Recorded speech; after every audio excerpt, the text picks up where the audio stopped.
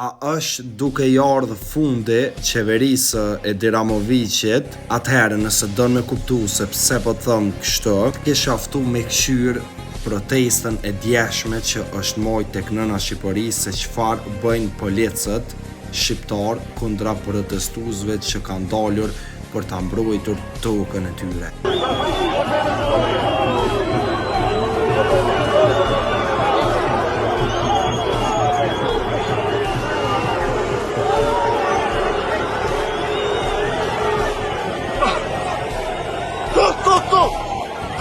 Kështu pa të ndalë e pa të sulmue edhe policia nga Kosova Albin Shqiptarin kur protestoi për mi mbrojt tokat e tina. Sipas mendimit tem po përsëritet historia.